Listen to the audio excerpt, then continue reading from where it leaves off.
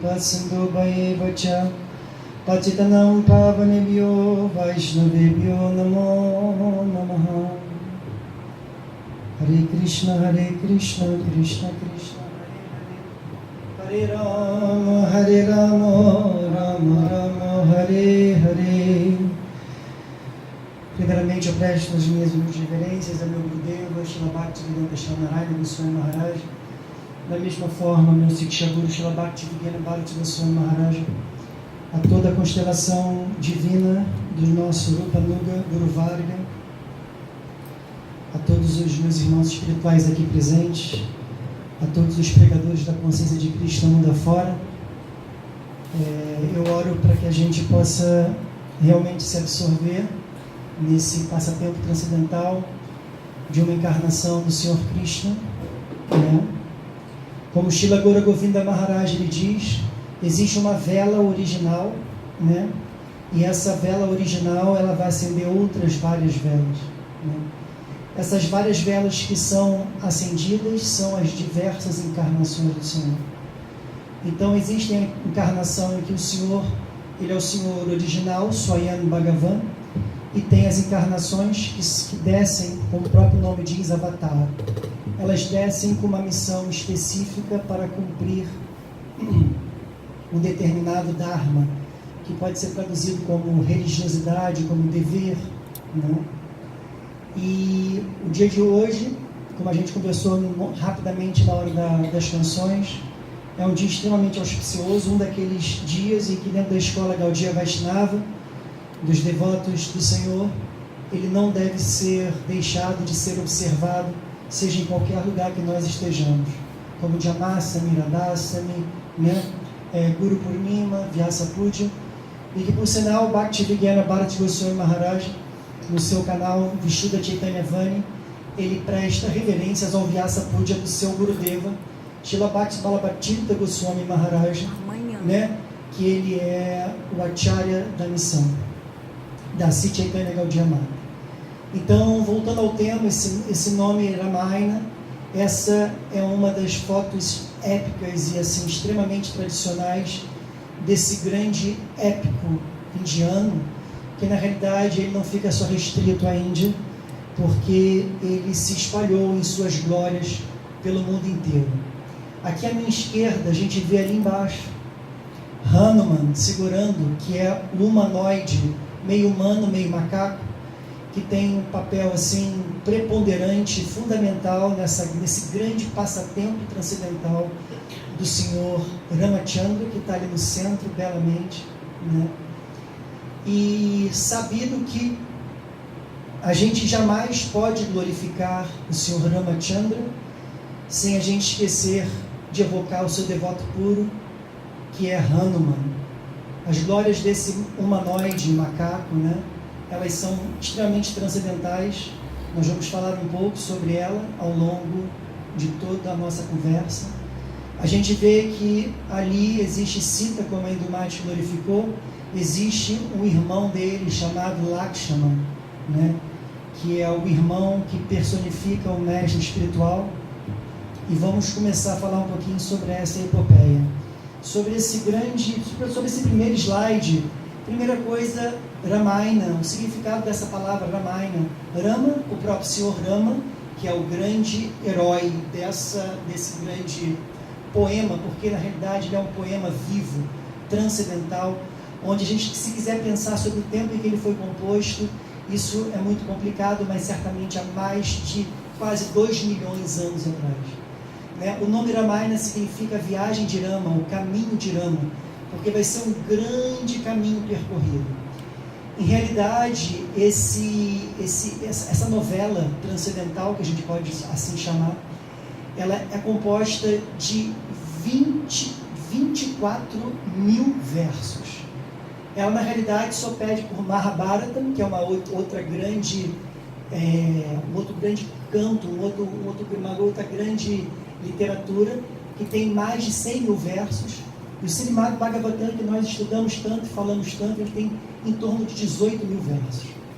Então você imagina a gente conseguir resumir essa história de 24 mil versos em apenas uma hora. É quase assim impossível, O Ramayana, alguns advogam que ele é inclusive na Índia mais conhecido do que o próprio Bhagavad Gita, onde as histórias transcendentais são sempre contadas, né, nas famílias, desde que as crianças nascem, principalmente em algumas regiões da Índia. Então, Ramayana é esse o significado, a grande viagem, a jornada, o caminho traçado por Rama.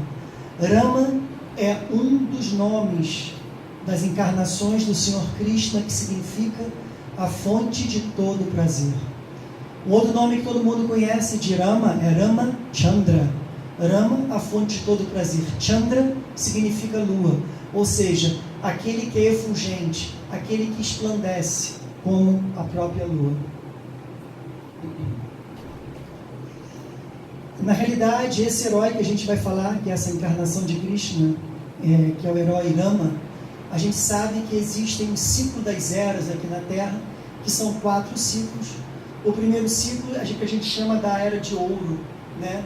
Onde quando a gente fala em religião e fala de irreligiosidade, essa Era de Ouro, Satya Yuga, a virtude ela predomina sobre qualquer tipo de religiosidade, né? Então é uma era em que a meditação era a prática traçada para a gente alcançar, era o Yuga Dharma da era. Segunda, que é a era em que veio o próprio Senhor Ramachandra, Tetrayuga, que é a era que a gente chama a era de prata, a era onde 25% da irreligião, da não virtude, onde começa a haver cobiça, ganância, dissensões, guerras, ela começa a se aproximar em torno de 25%. Então, é nesse momento, é nessa era em que aparece o Senhor Ramachandra, e é uma era preconizada como um Yuga Dharma da época, eram os sacrifícios. Então, Krishna, Swayam Bhagavan, que é o Deus original, ele se apresenta agora nessa era, na encarnação do Senhor Ramachandra, e ele é conhecido como o Maryada Purushottama. Purushottama é o disputador supremo, o ser supremo. E ele chama-se Maryada porque Maryada significa moralidade, princípios, dharma, se lermos, retidão, a vida sob um direito, sob um ponto de vista justo e perfeito. Então ele personifica esse próprio dharma em relação a cumprir os votos estabelecidos dentro da religiosidade de forma perfeita. Existe um ditado popular que diz que quem segue o Dharma será protegido pelo próprio Dharma, né? Então, se nós seguirmos o caminho da religiosidade, o caminho da retidão, que ela é personificada de forma perfeita por esse rei chamado o Senhor Rama, nós vamos conseguir alcançar avanço espiritual.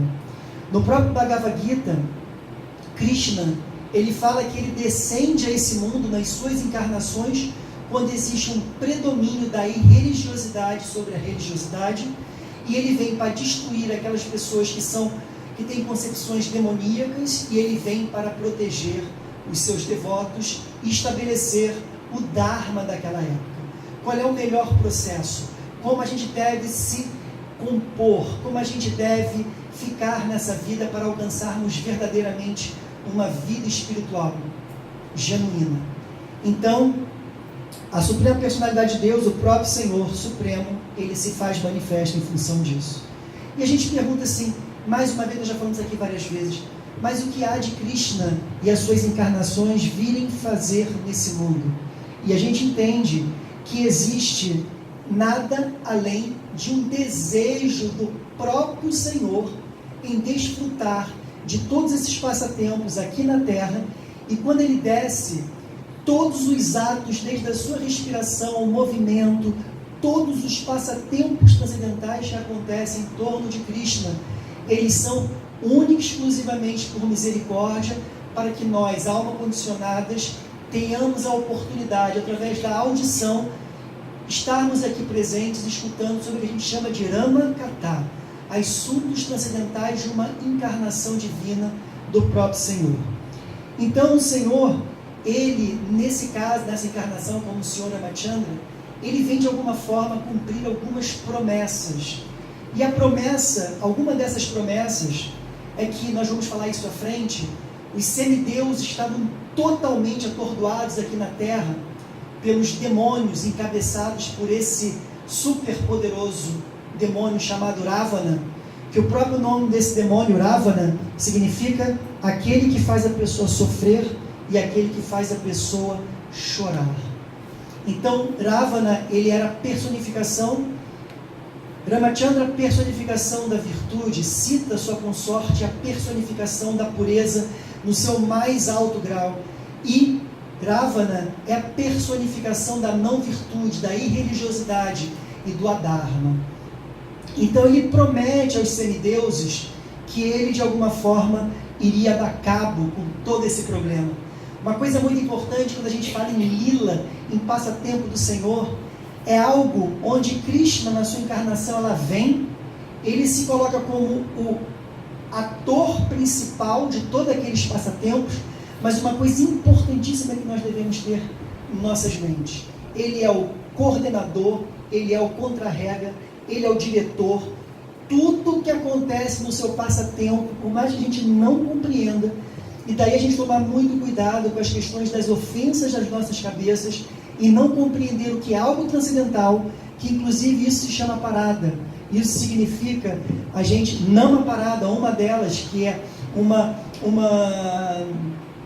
ofensa aos santos nomes, é tomarmos esses assuntos extremamente transcendentais como de menos valia, como mitológico, não compreensível às nossas mentes. Então, lila, passatempo, é algo transcendental. O Senhor, ele tem um domínio total do cenário. Nada sai das suas mãos e do seu desejo. Diferentemente de nós, alma condicionadas, que estamos simplesmente fazendo karma, tendo ação e reação. O Senhor, ele não tem reação de absolutamente nada. Ele é o Senhor Supremo, ele tem o controle de tudo. Ele desce a esse mundo com misericórdia, porque quando nós estamos aqui falando dele, escutando sobre esses passatempos, isso é extremamente poderoso. Por quê? Quando a gente evoca os mestres espirituais, como nós fizemos, pedimos por inspiração, e esse kata, esse assunto transcendental, por mais que nós não tenhamos nenhum conhecimento profundo de ter o benefício dessas lilas, só de estarmos aqui, escutarmos sobre isso, transformações profundas estão sendo feitas dentro de cada um de nós. A gente vai ver que essa grande epopeia, esse grande épico Ramayana, ele está recheado de conflitos emocionais, dores, né? Se a gente quer ver uma trama do mundo onde tem drama, aventura, terror, suspense, o Ramayana, ele é todo preenchido de forma transcendental sobre esses temas, mas tudo com um sentido muito peculiar e particular de trazer ensinamentos transcendentais para a gente. Eu não vou falar um pouquinho, a gente poder falar um pouquinho em relação a algumas dessas questões que a gente pode não compreender, como por exemplo, como a Indumati já falou, eu posso falar porque não vou dar uma sequência lógica, né? Vai chegar um momento em que o Senhor Ramachandra, ele vai ser exilado com Sita, né? E lá em Vaikunta, Lakshmi Devi, que é não diferente de Sita, ela chegava e falava para o Senhor Narayana que ela queria ter mais momentos para estar a só com o Senhor Supremo. Porque sempre em Vaikunta, quando ela estava próximo do Senhor Narayana, quem aparecia? Ananta Sesha, com seus vários capelos. E ela ficava sempre observando tudo o que acontecia, porque estava ali junto. E aí o Senhor Narayana, ele falou o seguinte: fique tranquila que nós vamos ter um momento em que nós vamos poder desfrutar de momentos juntos por mais tempo. E onde eles ficaram 14 anos de exílio, né? Juntos ali, apesar dela ter sido. Então essa é uma das questões. Uma outra questão também, quando a gente fala do passatempo de Nishinradeva, né? Nishinradeva é o próprio Krishna em outra encarnação, aquele humanoide, meio homem, meio leão. Chega o momento final onde é matado o demônio Hiranyakashipu. O próprio Prahlada Maharaja, ele como um devoto perfeito, ele se senta no colo do Senhor Nishinradeva, né? E Nishinradeva, que é o próprio Krishna, porque ele é totalmente entregue para Prahlada Maharaja. Ele, quando olha assim, né, de alguma forma, Nishinradeva pensa assim: puxa vida, ele está sentado no meu colo, desfrutando de tanto prazer. ele acha que eu sou o pai dele, que eu sou a mãe dele, que eu sou tudo dele. E ali brotou um desejo dentro de Nrsimhadeva. E que ele falou, na minha próxima encarnação, eu vou desfrutar disso tudo. E ele vem como filho de Dasharata, ele senta no colo do rei, né? Ele senta no colo de suas mães, né? Que são 3 mães na realidade. Então, para vocês entenderem como tudo é orquestrado na vontade de Krishna. Tudo tem uma explicação. Infelizmente, assim, já deve ter corrido já 30 minutos falando sobre essas questões, mas tipo assim, se a gente for esmiuçar e falar, é muito lindo, é muito perfeito, né? E eu vou continuar aqui falando um pouquinho. E quando nesse grande épico existia assim muito estresse, um conflito em que todo mundo chorava, ficava desesperado, e agora o que eu faço? Sempre chegava, porque Ramachandra, ele é descrito como a serenidade, como um lago tranquilo, né? E ele sempre chegava e falava assim, fiquem calmos, tudo isso é providência divina. Apesar de alguns momentos ele demonstrar um próprio desespero, mas esse desespero que ele mostra na visão, como a Indumati falou, é de uma relação transcendental entre a parte feminina e masculina, né? A relação de Sita e Ram não é luxúria, é prema, é amor puro. Então qualquer troca de conflitos emocionais que existem é simplesmente o que a gente chama de viraha, vipralamba, que significa separação, para ter milana, samboga, para ter um encontro, e cada vez que tem um encontro, aquilo por dentro fica mais forte. E é na separação que a gente faz grandes encontros transcendentais, né? Então, essa grande epopeia, na realidade, ela vai ter uma série de detalhes, né? Uma série de maldições. Até o próprio Vishnu, ele é amaldiçoado. Existe uma história belíssima para explicar isso, para entender o porquê desse sofrimento todo do Sr. Ramachandra. Existe todo uma delineado dentro do Ramayana, uma explicação sobre isso, que eu não vou entrar nisso. Mas uma coisa que a gente deve colocar na cabeça, puxando um pouco o que a Indumati falou, essa epopeia ela fala principalmente de coisas muito importantes em nossas vidas espirituais. Austeridade, nada a gente vai conseguir se não formos austeros, como a Indumati falou, cada um de acordo com os seus limites, né? Sacrifício, é um épico que fala de sacrifício ao extremo, rendição, entrega e satisfazer o prazer de Krishna unicamente. E fala também de superação e de humildade. Então, quando a gente vê esse épico, você vê a sua vida se passando e você vê que existe resposta para tudo que você está vivendo nesse mundo. E você tem o manual perfeito para saber o seguinte: o que devo fazer para acabar com esses sofrimentos. Vamos passar ao próximo? Eita, já fui longe demais. Então aí o casal transcendental Sita e Ram, que são não diferentes de Radha e Krishna, né? Não são diferentes de Lakshmi e Narayana, e não são diferentes Lakshmi Narayana, Sitaram e Radha Krishna. E uma coisa importante que a gente vai entender, como ali personifica em Ramachandra o objeto do amor, em Sita se personifica o abrigo do amor mais perfeito, essa junção do feminino e masculino divino, Landini Shakti, né? A potência de prazer eterna. Sem ela, Ramachandra, o próprio Senhor Krishna, eles não são absolutamente nada, porque toda a história de amor necessita relacionamento transcendental. Então, quando a gente pensa nesse casal divino, a gente até olhando assim, me vi agora aqui na mente, vocês podem olhar, quando a gente olha assim, o artista que fez esse quadro, você olha assim que eles se parecem muito, como se fossem até irmãos, né? Os traços são muito parecidos, é como se fosse um dentro do outro, é como dizem, não existe almíscar sem a gente pensar numa essência deliciosa, não existe mel sem a gente pensar em doce, não existe calor sem pensar em sol, em fogo. Então esse é Radha Krishna.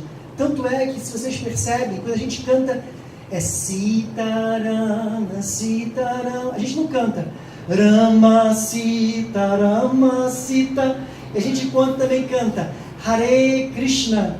A gente, Hara, evocativo, é a própria Srimati Radharani, é como se fosse Radhe Krishna, Radha Krishna, para mostrar a relevância e a potência dessa Shakti.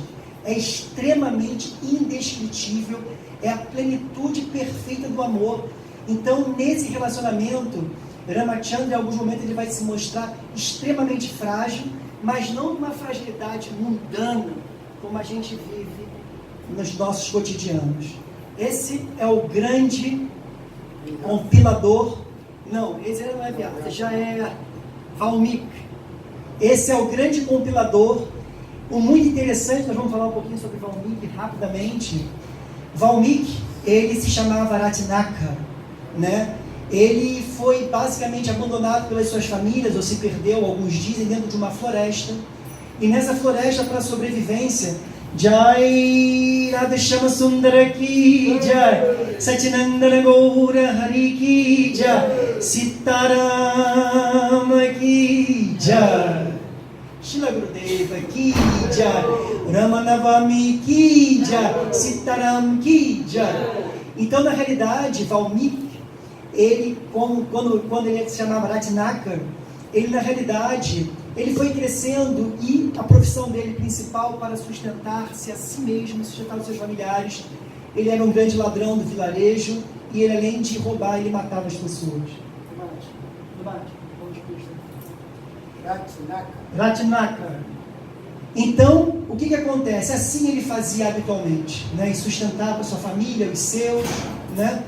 Até que o momento transcendental, como em tudo em nossa vida, enquanto nós estamos usurpando, matando os nossos sonhos, matando os sonhos dos outros, querendo se apossar do que não é nosso, o que aparece? O mestre espiritual. E aí é que aparece esse transcendental santo, Narada Muni, na sua vida transcendental. Ele chega e naquele momento, Ratnakara, ele pensa inclusive em roubar o senhor Narada Muni. E aí Narada olha para ele assim e fala assim: que situação degradada que você se encontra, meu irmão. Todos no vilarejo temem a você. Você já está velho, já está ficando assim, sabe, numa situação difícil. E vou te perguntar uma coisa. Você sabe que os atos que você comete são atos não muito interessantes para a sua vida espiritual, para o seu avanço, e você vai ter consequências graves em relação a isso. Mas eu, senhor Narada, Orish, eu faço isso para manter a minha vida. Eu faço isso simplesmente para manter a minha família. Então me faça uma coisa. Vá até a sua família e converse com os seus no seu vilarejo, nos quais você se mantém, e pergunta se eles vão querer aceitar as reações que vão advir dos seus atos. E aí chegou lá e conversou com a família falou assim: não, isso é contigo, você que está matando, você que está resolvendo. Que papo é esse que vai cair nas nossas costas, esse teu carro? Quero não. Pode seguir lá e falar. E aí nisso, é aquela história, o Guru sempre dá a pista para que você caia na real. Ele caiu na real e falou assim: puxa vida, é mesmo. E naquele momento em que você cai na real, existe o quê? Rendição, mesmo que seja uma rendição fajuta.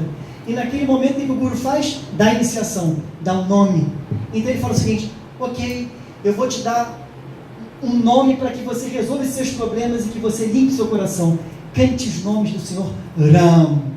Ram, Ram, Ram, Ram. E aí ele falou assim: puxa, mas eu sou a minha vida inteira vertido à morte, a coisas ruins. Como é que eu agora vou botar na minha boca o nome do Senhor Ram? Ele falou assim: ok, Serginho, sem problema. Faça o seguinte: o que o Guru faz para cativar o devoto?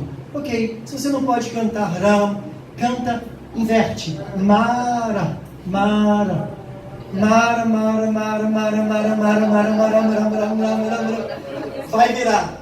E assim ele ficou, que essa é a pegadinha do mestre espiritual. Ele sempre utiliza um artifício para que você consiga. E o que é Mara? Pode ser, é um dos nomes do semideus da morte, significa morte. Então, esse nome eu posso cantar. E assim ele cantou. E quando ele começou a cantar, ele ficou tão absorto, Serginho, que foi virando um grande formigueiro dele. Foi subindo. Ele ficou passando, ele já ficou transcendental dentro daquele cantar dos santos nomes. Ele foi absorvido com a potência do Nama, com a potência dos santos nomes. E aí chega um momento em que o próprio Narada Muni joga, aquilo se desfaz. Valmika significa formigueiro. Então Valmiki é aquele que saiu do formigueiro. Então, quando ele sai do formigueiro, ele já não sai mais da nácar. Valmiki Muni. Valmiki Rishi, Valmiki Muni. Então, o que acontece? Desse momento em que ele sai, ele já não é mais aquela personalidade. Esse é o poder de um grande santo, como Srila Narayana Goswami faz. Ele pode imediatamente fazer, mas desde que você esteja predisposto a se engajar no processo, né? E acredite, o principal, ter fé nos santos nomes. E aí, a partir daquele momento, ele ficou dentro de uma floresta, dentro do seu próprio monastério, como um eremita, né? E naquele momento, novamente, ele está lá com seus discípulos, né, fazendo trocas transcendentais, ensinamentos transcendentais. O Senhor Narada Muni chega novamente e ele fala assim: Narada, me diga uma coisa, existe nesse mundo alguém que seja a personificação do Dharma, da retidão, o homem perfeito? E ele fala: existe sim. Uma pessoa chamada Ramachandra. Não vou falar. Ele entra numa fase em que ele discursa todas as glórias transcendentais do Senhor Ramachandra. E naquele momento Valmiki fica totalmente absorto no Senhor Ramachandra. E aí, nessa absorção, na floresta em que ele se encontra, numa árvore, ele vê um casal de garças. E quando ele vê esse casal de garças se enamorando transcendentalmente, o macho e a fêmea, e ele fica ali assim, sabe, meio assim, está me fugindo a palavra, mas como se fosse meio boquiaberto, e absorto. Obrigado, Prabhu. Ele fica totalmente absorto naquele passatempo das garças. Só que aí que aparece um forasteiro e um caçador e dá um tiro na garcinha macho. A garça macho cai no chão e Valmiki, quando olha aquilo, ele fica mais batido assim por dentro e fala assim: meu Deus do céu, ele estava ali tão feliz naquelas trocas e de repente aquilo acabou. E aí o caçador ainda fica naquela coisa assim, sabe, por detrás, vendo que horas que ele vai pegar a fêmea, mas aí ele vê aquele sofrimento, ele vê o desespero da outra garcinha que vê o próprio marido abatido em sangue. A descrição é bem forte, né? E naquele momento ele chega e olha para o caçador e fala assim: você foi capaz de fazer isso, então agora eu vou amaldiçoá-lo. E quando ele faz uma maldição a esse caçador, é impressionante que a maldição sai com uma métrica totalmente perfeita das palavras, como se fosse um grande poema. Então ele começa a falar aquilo ali, assim, aquela maldição, mas como se fosse um poema, uma métrica totalmente especial. E ele, inclusive naquele momento, ele fala assim: puxa vida, mas eu sou agora Valmiki, né? Como é que me veio tanta raiva, como é que me veio tanto ódio, como é que eu consegui amaldiçoá-lo? E ele começou a entrar, como diz os Hare Krishna, numa mental. Ele começou a ficar assim: puxa vida, mas como isso foi capaz? Como é que eu fiz isso? Aí ele conversava com o discípulo, e o pior disso é que veio uma métrica incrível. Eu consegui amaldiçoar de uma forma poética.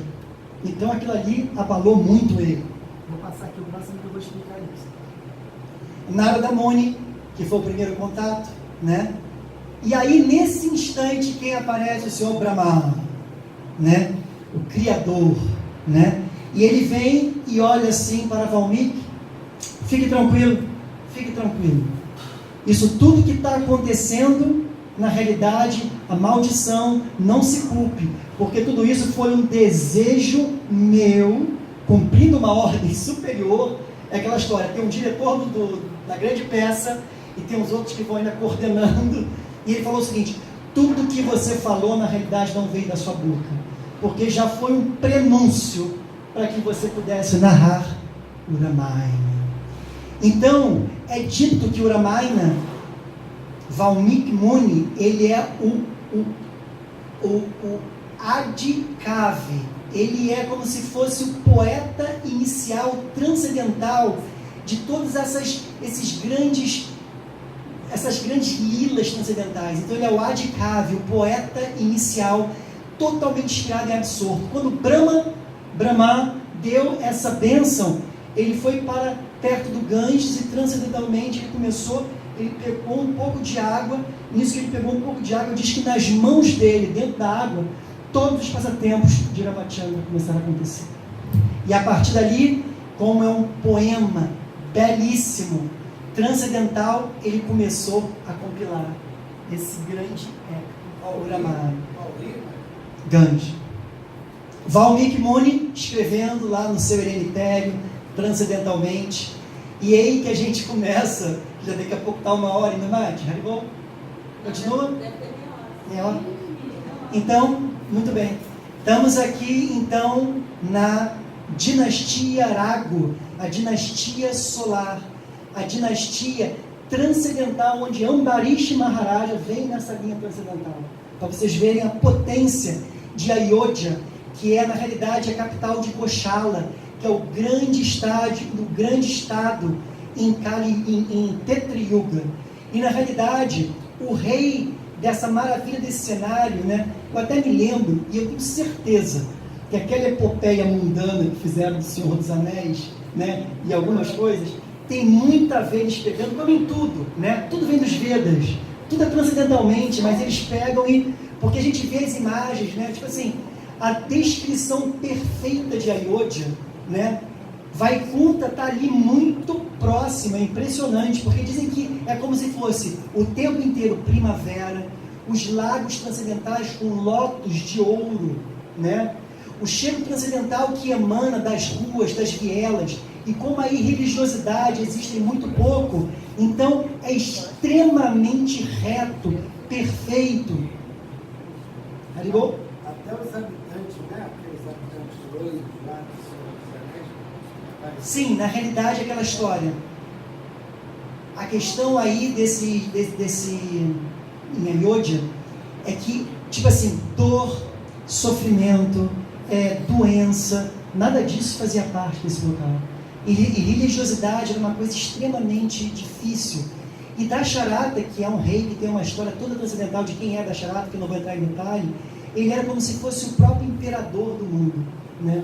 Ele imperava. Todos os outros reinados ao redor de Ayodhya entravam dentro desse reinado, que era o Império Central, a capital, e davam lá o seu dízimo, entre aspas, tudo, mas era tudo muito perfeito, porque o rei verdadeiro é um rei santo, é um rei que não reina para si mesmo, ele reina para o povo, diferente dos nossos governantes. E principalmente uma característica importante de um reino perfeito como Ayodhya, ele não está preocupado principalmente com o bem-estar físico, mas principalmente pela liberação do ciclo de nascimentos e mortes, é da religiosidade, né? Então era tudo muito perfeito. Então a descrição dentro do Ramayana sobre Ayodhya, você fica assim, puxa, eu quero morar lá, porque é extremamente transcendental e perfeito. Não existe dor, não existe aflição, é como se você vai conta, sem ansiedade, é tudo muito perfeito. Mas ao mesmo tempo, Dasharata, ele estava extremamente insatisfeito, porque toda a dinastia dele sempre tinha o quê? Tinham filhos, e ele não conseguia ter um filho para seguir a sua dinastia. Tanto é que existe um relato em que ele, em algum momento, ele foi, porque essa coisa do contato dos homens da terra com os semideuses, como Indra, o Swargaloka, né? O próprio Senhor Dasharata, ele foi até o Senhor Indra para conversar algumas coisas com ele. E é muito interessante, quando ele chega lá, ele é enguirlandado pelo semideus, porque ele tem uma postura como imperador muito importante na Terra. Ele é extremamente poderoso, ele é um homem reto. Ele está literalmente personificado dentro do Dharma. E aí foi muito interessante que após esse contrato com o Senhor Indra, lá na morada do Senhor Indra, ele desceu, né, de novo para a terra e falou assim, puxa, eu esqueci a minha guirlanda lá em cima. E ele foi lá para cima para perguntar assim, mas eu vim aqui buscar a minha guirlanda. E aí, o que vocês estão fazendo com a minha guirlanda? Quando eles chegaram lá, os semideuses estavam limpando o local que ele tinha sentado. E aí quando ele falou assim, puxa vida, mas não estou entendendo o que está acontecendo, por que vocês estão limpando? E naquele momento os semideuses falaram o seguinte, nós estamos limpando porque de alguma forma existe uma impureza, você ainda não tem um filho. E aí quando foi dito isso para ele, Dasharata ficou ainda mais arrasado. E ele desceu para a terra, e quando ele chegou na terra, ele, de alguma forma, os seus ministros, Sumantra, Vashista, que é o sacerdote, olharam para ele assim, o que está acontecendo? Por que você está tão chateado? Aí ele falou assim, não, nada não. E eles tentaram de alguma vez estimular o rei, então vá até a floresta, vamos caçar, né? Caçar no sentido de você proteger, não caçar, como a gente sabe, né? E aí nesse momento existe um casal de senhores cegos que está sendo conduzido pelo Brahmachari, que é o seu filho, e que está seguindo naquela floresta, porque a vida desse Brahmachari foi sempre cuidar do pai e da mãe cegos. E nisso que o pai e a mãe eram cegos, chegou um momento que ele falou assim, né? Puxa vida, chega, a minha juventude vai se acabar, levando meu pai e minha mãe cegos. Eu não suporto mais isso, eu quero acabar com isso. Chega desse fardo do meu pai e da minha mãe. E naquele momento, o que ele faz? Eles levavam os pais num palanquim para os locais sagrados de peregrinação e fala o seguinte, olha, por mim basta. E tipo assim, quando ele chama assim, deu uma surtada na cabeça do menino, né? E a mãe tentou acalmar os pais cegos, falou assim, fiquem calmos, fique calmo. Eu só vou pedir como último desejo nosso, que vocês nos atravessem para o outro lado do rio. E aí, quando ele é atravessado para o outro lado do rio, com os pais, esse menino fala o seguinte, cara, que loucura, gente, como é que eu fiz isso com meu pai e com a minha mãe? Eu faço isso a minha vida inteira. Ele atravessou com os pais. Aí na frente dos pais ele falou assim, mas que loucura, por que eu falei aquilo tudo, que queria abandoná-los e deixá-los, né? E aí naquele momento o pai e a mãe dele falaram assim, fique tranquilo meu filho, foi por isso que eu pedi para que você atravessasse para o outro lado da margem. Por quê? Do outro lado da margem, nós estamos nos aproximando das terras de Dasharata, que é um rei perfeito, um rei, na verdade, o território que nós estávamos antes era um território dos Rakshas, das pessoas com alguma mentalidade demoníaca. Isso mostra para a gente como é importante sabermos onde estamos entrando, onde estamos pisando, né? O que nós estamos nos alimentando, porque tudo isso é trazido para a gente. O ambiente, a gente pega coisas do ambiente, a comida que a gente come, a gente vai pegar. Então esse é um exemplo. Então naquele momento que aconteceu, a mãe falou o seguinte, meu filho, fique tranquilo, agora nós estamos no reino da Dasharata, que é o grande rei de Ayodhya, fique tranquilo. E o rei tinha ido caçar naquele momento. E o que aconteceu? A mãe falou o seguinte, meu filho, por favor, vai até algum local pegar água, eu estou escutando um riacho, e as águas são descritas como amrita, totalmente doce e transcendental, você poderia beber água em qualquer riacho. Só que Dasharata, que estava no meio da floresta, perturbado, ele de vez em quando que ele escutava alguns sons de ameaça, ele chegava, atirava uma flecha e matava um animal que pudesse ser um perigo, né, para eles. E naquele momento ele soltou uma flecha, pegou em quem? Pegou no Brahmachari. E aí quando ele viu, ele começou a ver que era um grito de uma pessoa, né? E ele falou assim, meu Deus, você sabe o que eu fiz? Aí quando ele chegou perto desse menino, ele tentou pedir desculpa, o menino contou a história, que estava com os pais cegos, que ele estava ali, contou mais ou menos a história toda e falou assim, eu estou abandonando o meu corpo agora, né? E na realidade o Senhor acaba de fazer sofrer não só a mim, que parte desse mundo, mas a duas outras pessoas, que é meu pai e minha mãe, que vão ficar sozinhos e que certamente não vão tolerar a minha partida. Não deu outra. O menino partiu, ele foi rapidamente em direção ao casal de cegos, e quando ele chegou lá, ele falou assim, eu sou Dasharata, porque os cegos perguntaram, quem é o senhor que se aproxima? É você, meu filho? Não, eu sou o rei Dasharata. E aí quando ele falou que ele era o rei Dasharata, naquele momento ele explicou a história, que ele tinha, infelizmente, matado o filho deles. Na mesma hora, a mãe abandona o corpo. Ela não tolera aquela dor, aquele sofrimento. Na mesma hora, ela, vai embora. E aí, esse senhor, antes de partir, de alguma forma, ele amaldiçoa Dasharata.